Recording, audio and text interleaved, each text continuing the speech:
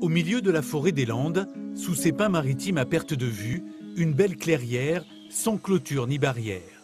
Un élevage 3 étoiles, car les milliers de poules de ce producteur vivent ici en toute liberté. À part le renard qui surgit parfois d'un bosquet, rien ne doit les déranger.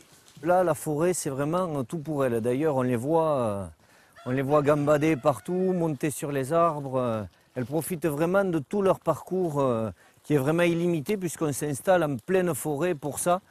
Label rouge depuis 50 ans, le poulet jaune des Landes est nourri au maïs produit sur l'exploitation.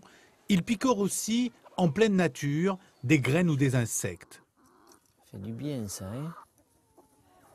Alors, mesdemoiselles, on s'approche aujourd'hui? On vient me voir un peu? Oui? Tu viens me voir?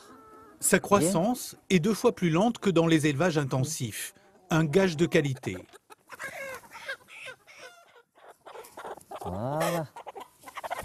Voilà. Le minimum d'élevage, c'est 81 jours pour nous, mais ils sont gardés toujours un petit peu plus. Les poulettes, un petit peu plus que les mâles pour arriver à un poids de 2,2 kg à 2,3 kg. Près de l'étang blanc, le jeune chef David Sulpice inspire une cuisine du terroir, sophistiquée. Sa recette, un suprême de poulet farci au foie gras. On va assaisonner un petit peu de fleur de sel. Et ensuite, on va l'enrouler dans un petit peu de crépine.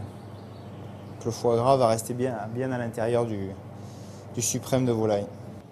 L'originalité se trouve dans la cuisson. Le poulet doit être doré à la poêle et cuit dans une cocotte de sarment de vigne incandescent. Maintenant, on va disposer nos suprêmes de volaille sur la braise. Résultat, Le fumé du sarment de vigne qui est vraiment très particulier. un poulet tendre à découper délicatement qui se marie avec une autre spécialité locale, la fricassée d'asperges vertes. Dans l'assiette, le produit brille de mille feux. Le chef n'a plus qu'à présenter son œuvre. Voilà, une recette magnifique, un poulet bien croustillant qui a été nourri par le foie gras dans la cuisson, qui est bien mis en valeur par le fumé du sarment de vigne. Les asperges vertes qui sont juste cuites croquantes, un peu de pâte d'olive noire, un peu de crumble parmesan, bref un bon moment. À déguster sans tarder, une invitation au voyage, au gré des saveurs des Landes.